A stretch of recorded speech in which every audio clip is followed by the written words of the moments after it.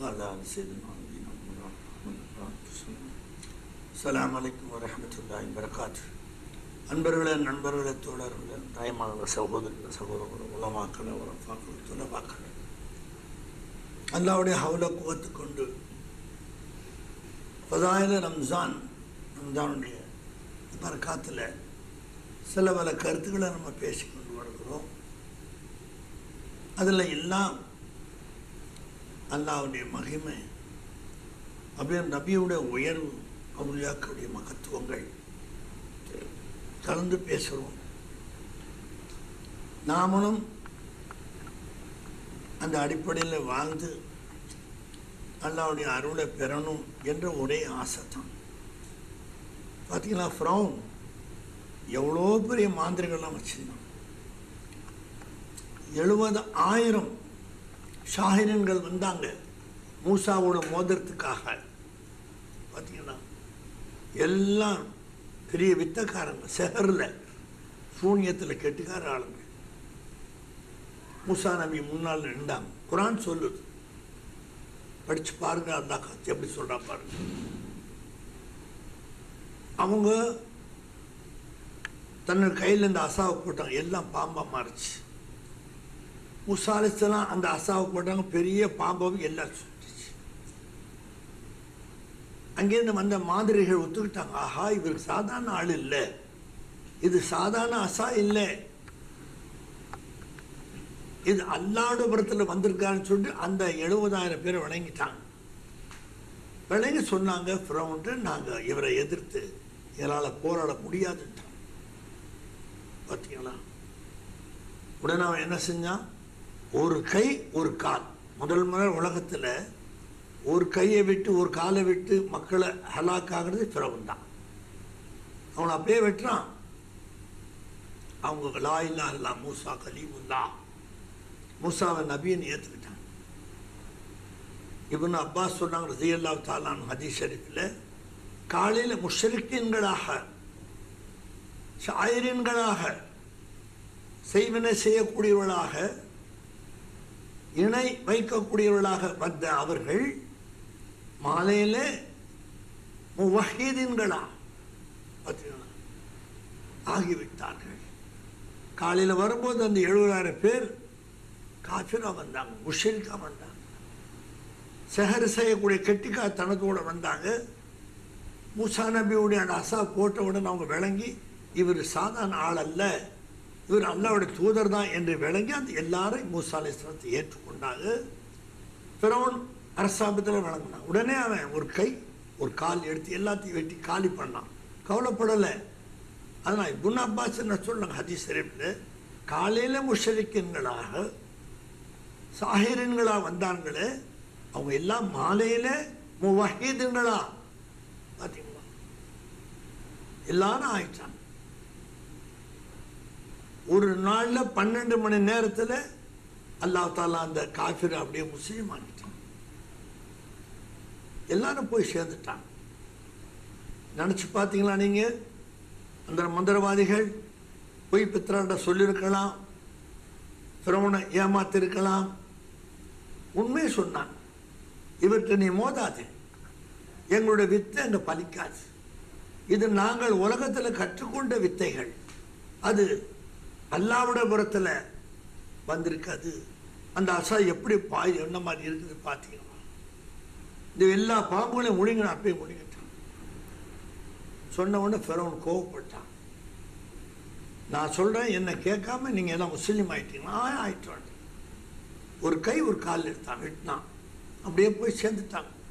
அதை பாராட்டி சொல்கிறாங்க சையதுனா இப்னு அப்பாஸ், காலையில் காஃபிர்களாக வந்தாங்க, ஷாஹிரீன்களாக வந்தாங்க, மந்திரவாதிகளாக வந்தாங்க, மாலையில் முவஹீதுங்களாக திருக்காலமே ஒப்புக்கொண்டு அல்லாஹ்ட்ட போய் சேர்ந்துட்டாங்க. ஈமான் எவ்வளோ சீக்கிரம் மாறி போச்சு பார்த்தீங்களா. ஃபிரௌன் அதை பார்த்து மந்திரவாதி சொன்னதை கேட்டு ஒத்துக்கலாங்க, அப்படியே தான் இருந்தான் கடைசி வரைக்கும். மூசா அலைஹிஸ்ஸலாம் பிறந்துட்டாங்க. அவங்க அம்மா யோசிக்கிறாங்க, இங்கே பார்த்தாலும் ஆண்களை பிள்ளை வெட்டுறானே, சுமார் 70,000 ஆண் பிள்ளைகளை வெட்டிட்டானே, மூசா நபி அம்மா கவலைப்படுறாங்க. ஒருத்தன்ட்ட போய் ஒரு பேழையை செஞ்சு கேட்குறான், கடலில் விட்டுடலான். அவன் பார்த்தான், ஆஹா ஆம்பளை பிள்ளை அப்படியே எழுந்துச்சான், அப்படியே காலை பூமி பிடிங்கிச்சான்.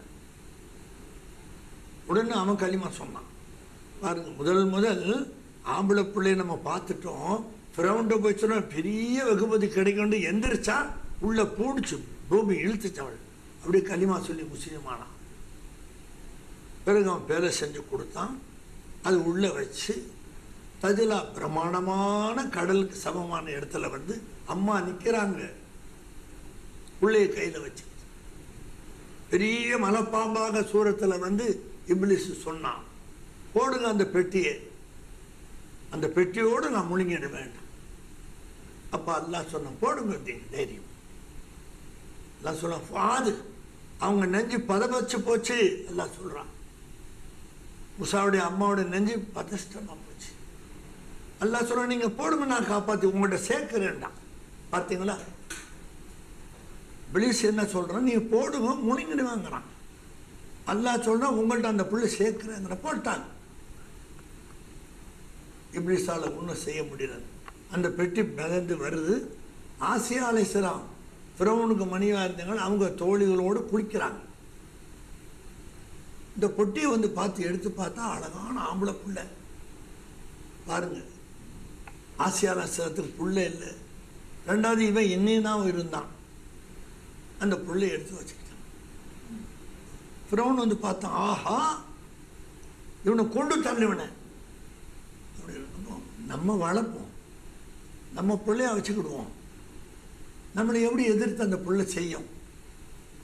சமாதானப்படுத்தினாங்க ஃபிரௌனை. 2 வயசு ஆச்சு. மூசா அலைஹிஸ்ஸலாம் நடந்து வந்தாங்க. ஃபிரௌன் தாடியை பிடிச்சி ஒரு ஆடாக இருந்தாங்க. அப்படியே அரண்மனைலாம் சுற்றுச்சு. சொன்னா, ஆசியா இவர் தான் தாம்பளை பிள்ளை, பாரு என்ன அடி. இல்லை இவர் இல்லை. அடையாளம் என்ன? ஃபிரௌன் கேட்குறான். ஒரு பெரிய நெருப்பு, இவ்வளோ பெருசு நெருப்பை கொண்டு வந்து போட்டாங்க ஆசியா அலைஹிஸ்ஸலாம். அவர் நபியாக இருந்தால் இந்த நெருப்பு எடுக்க மாட்டார். சாதாரண பிள்ளையாக இருந்தால் நெருப்பு வாயில் போட்டுருவார். அந்த அம்மா சொன்னால் அவரை நல்ல பரீட்சை போட்டாச்சு. அதுக்கிட்டே இருக்கிறாங்க கிட்ட, அல்லாஹ் ஜிப்ரீலே நீங்கள் போய் வாயில் தூக்கி போடுங்கட்டாங்க. மூசா கைக்கு மேலே கையை வச்சு ஜிப்ரீல் அந்த நெருப்பை மூசா நபி வாயில் போட்டாங்க. உடனே வெளியில் வந்துச்சு. சரி, இவர் நபி இல்லை, இவர் மூசா இல்லை, இப்லீஸும் இவர் ஃபிரௌனும் ஒத்துக்கிட்டான். அதனால தான் கொன்னல் நபி. அவங்க கொன்னு பேசுவாங்க. அந்த வாயில் நெருப்பு பட்டு புண்ணா போச்சு. ஹாரூன் அலைஹிஸ்ஸலாத்தை அல்லாஹ் அவங்களுக்கு உதவிக்கு அனுப்பிச்சான். அவங்க சகோதரர் நுபுவத்தை கொடுத்து தான் அனுப்பிச்சான். இப்படி சன்னமாக அந்த வீட்டில் வளர்த்து வளர்த்து வளர்த்து கொண்டு வந்து கடைசியில் அவனையும் அவன் அரசாங்கத்தை அழிச்சு ஒழிச்சு நாசமாக்கி மூசா அலைஹிஸ்ஸலாம் அதோடு வெளியாயிட்டான். உங்கள் வாழ்க்கைக்கு 11 மாதத்தில் இல்லாத பரக்காத்துகள் இந்த மாதத்தில் உனக்கு கிடைச்சிடும். ₹1 நீங்கள் தர்மம் கொடுத்தா ₹70 கொடுத்தா மாதிரி இந்த மாதத்தில். ஒரு வக்து நீங்கள் சுபு ஜமாத்தில் தொழுதா 70 வக்து சுபு தொழுத நன்மை இருக்குது. இதில் ஒரு சுன்னத்துக்கு ஒரு ஃபர்ல் இருக்குது. இந்த மாதம் அந்த எண்ணத்தோடு, யாரெல்லாம் இன்னைக்கு நான் சுபு தொழுறேன், இந்த ரமலான் மாதம் 1க்கு 70 அப்படி நினச்சி நீ தக்பீர் கட்டணும். கேட்டால் 70 சுபு தொழுது நன்மை உனக்கு இந்த மாதத்தில். பார்த்தீங்கன்னா, ஒரு பேரிச்சம்பளை நீங்கள் கொடுத்தீங்க, அல்லாஹ் அவங்க பாவனை மன்னிச்சிட்றான். ஒரு சின்ன கோப்பையில் தண்ணி கொடுத்தீங்க, அல்லாஹ் அவங்க பாவனை மன்னிச்சிட்றான். இந்த மாதிரி கைராத்து செஞ்சா நபி ஸல்லல்லாஹு அலைஹி வஸல்லம் ஆயிஷா நாயகி சொல்கிறாங்க, பலமாக வீசக்கூடிய காற்றை விட நபி அவர்கள் அதிகமாக கைராத் தான தர்மம் செய்வாங்க. ஃபாஸ்ட்டாக செய்யுங்க. அந்த மாதிரி செய்யும்போது இந்த மாதத்தில் நம்மளால் முடிஞ்ச தர்மங்கள் செய்யலாம். ஜக்காத்து கொடுக்கக்கூடிய பணக்காரர்கள் கரெக்டாக ஜக்காத்து கொடுத்துருங்க. பற்றி எத்தனோ பணக்காரன் ஏழையாக போயிட்டான், எத்தனோ பணக்காரன் கம்பெனியை மூடிட்டான். நல்லா அலசி பார்த்தா ஜக்காத்து கொடுக்கல, வேற எந்த பாவமும் செய்யணும். அந்த ஏழைங்க காசை தானே சாப்பிட்டான். ஜக்காத்துங்க ஏழைங்க வரி. அது 100க்கு 2 ரூபா நீ சம்பாதிச்ச காசுல ஏழைகளுக்கு கொடுத்து விடுன்னு அல்லாஹ் சொல்றான். 97 ரூபா 50 காசு நீ எடுத்துக்க. பார்த்தீங்களா? அதான் இன்கம் டேக்ஸ் இப்ப நடக்கிறது. 2 ரூபா நீ கொடுத்து 97 50 காசு அதே மூலிகை சாப்பிட்டா அந்த 2 ரூபா கொடுக்காம. அந்த ஜக்காத்து கொடுக்காதவன்லாம் இன்னைக்கு ரொம்ப சந்தியில் நிற்கிறான். பெரிய பெரிய கோடீஸ்வரன்லாம் பிச்சை எடுக்கிறான் ஜக்காத்து கொடுக்காதனால. ஏன்? அந்த ஏழை காசு. அது நல்ல பாலில் விஷம் கலக்கலாமா? எல்லாமே விஷமா போயிடுமே. உன்னோட நல்ல காசுல ஏழைங்க காசு மிக்ஸ் ஆயிடுச்சு. ஜக்காத்தை குத்து மதிப்பா கொடுக்குற தப்பு. நகையை எடை போடு. 1 பவுனுக்கு இப்ப விலை என்னன்னு பாரு. அல்லாஹ் பவுனுக்கு எடை போட்டு அந்த காசை அப்படியே கொடுத்துடு. வர்ற ஆளுக்கு ஏதோ தானம் கொடுக்குறது. நீ என்ன தானம் கொடுக்கறது? இன்கம் டாக்ஸ் அப்படி கொடுத்தா இன்கம் டாக்ஸ் சுற்றமா ஒன்று ரேட் பண்ண உள்ள வந்து உன்னை பிடிச்சி உள்ள வச்சு சொத்தெல்லாம் அபகரிச்சிட மாட்டாங்க. இன்கம் டாக்ஸுக்கு பயப்பட, குரானுக்கு பயப்பட மாட்டேன் நீ, அல்லாவுக்கு பயப்பட மாட்டேன் நீ. பாரு உன் சொத்தெல்லாம் அடிச்சு போச்சு. எந்தெந்த பணக்காரனும் நான் பேசுறேன்னு நீ நினைச்சு பார். நீ எப்படி இருந்த இப்ப என்ன கதியா இருக்க? ஒரே வார்த்தை, ஒரே காரணம். நீ இந்த விசாரம் செய்யல, கல்லு சாராய நீ குடிக்கல, கள்ளவன் நீ செய்யல, பெரும்பாவம் செய்யல, ஜக்காத்தை நீ அமுக்குன.